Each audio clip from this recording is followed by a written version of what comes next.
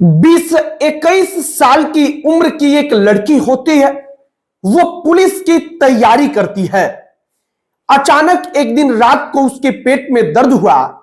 उस लड़की को लेकर घर वाले आनन फानन में घर के पास जो एक प्राइवेट अस्पताल था वहां लेकर गए और एक सुई उस लड़की के रीढ़ के हड्डी में अस्पताल की तरफ से लगाया गया। बताया जाता है कि जब रीढ़ के हड्डी में सुई लगा तब डॉक्टर वहां पर मौजूद नहीं थे, बल्कि डॉक्टर का बेटा या उस अस्पताल के जो अन्य कर्मचारी थे जो एमबीबीएस नहीं थे, जिन्होंने किसी प्रकार का डिग्री नहीं लिया था कि वो उस काम को कर सकते हैं, उन्होंने सुई लगाया और इसके बाद उस लड़की की पूरी जिंदगी तबाह हो गई। हमने परिवार वालों से बातचीत किया तो पता चला कि उन्होंने अल्ट्रासाउंड भी कराने के लिए एक निश्चित दुकान के पास भेजा था, अल्ट्रासाउंड वाले के पास भेजा था।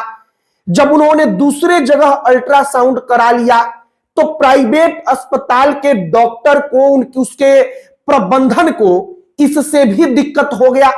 मतलब आप समझिए कि कमीशन का खेल कितना तगड़ा हो रहा है।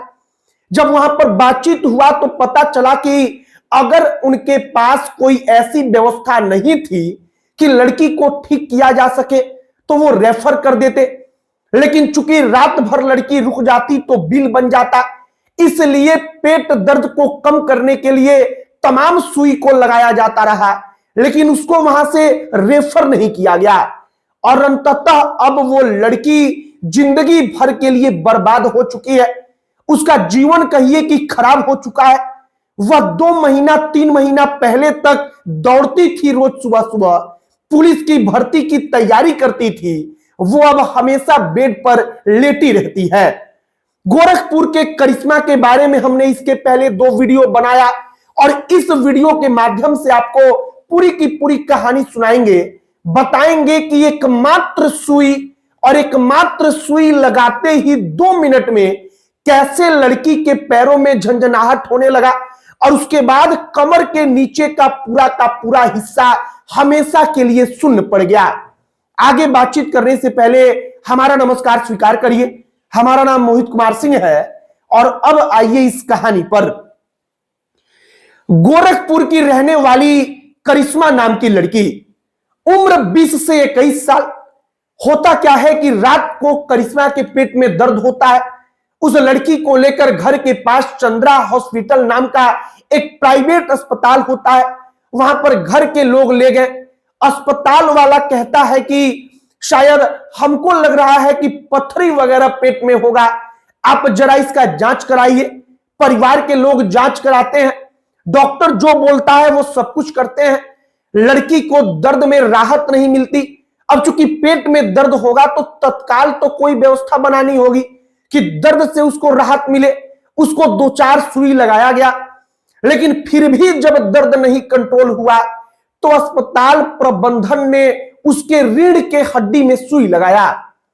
घर वालों ने कहा कि यह सुई तो तब लगता है जब ऑपरेशन करते वक्त किसी भी व्यक्ति को शून्य करना हो, कि उसको कुछ पता ना चले। तो वहां पर कहते हैं लोग कि डॉक्टर का बेटा था, वो कहता है कि ऐसा सुई लगाएंगे कि हमेशा के लिए सोई रहेगी, दर्द इसका एकदम ठीक रहेगा, क्योंकि रात को 2 बजे 3 बजे ये परेशान कर रही है। डॉक्टर का बेटा सुई लगाता है। सुई लगाने के बाद वो वहां से चला जाता है और लगभग 1.5 से 2 मिनट के बाद वो इतना पावरफुल सुई होता है कि पूरा का पूरा नीचे का हिस्सा झंझनाने लगता है। उस लड़की को पता चलने लगता है कि अब मेरा नीचे का हिस्सा काम नहीं कर रहा है। वो लड़की अपनी मां से, अपने परिवार के अन्य लोगों से इसके बारे में कहती है। डॉक्टर वहां पर आते हैं।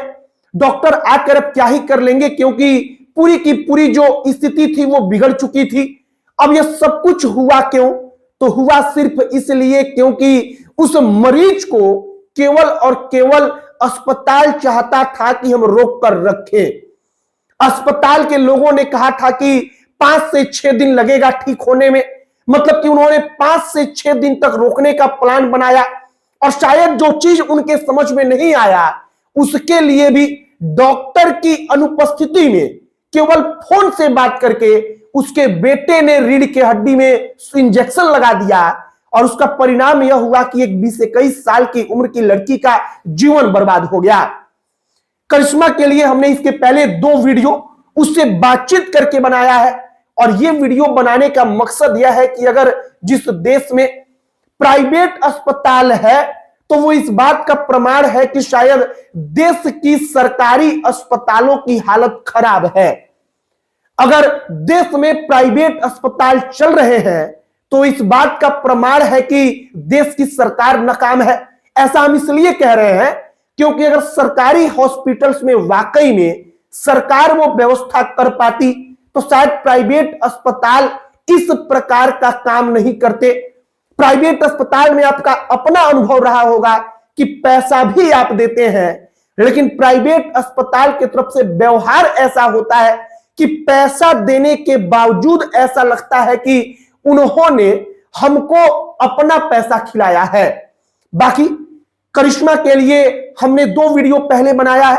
हमने सोचा कि इस वीडियो के माध्यम से पूरी की पूरी कहानी उसकी सुनाई जाए और आगे करिश्मा के बारे में हम लगातार बोलते रहेंगे, लगातार आवाज उठाते रहेंगे और प्राइवेट अस्पतालों से वाकई में हम सबको बचना है।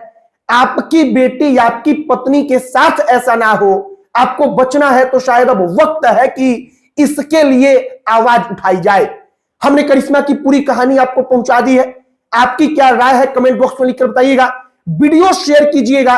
अब अंत में हमारा परिचय, हमारा नाम मोहित कुमार सिंह है। बहुत बहुत धन्यवाद।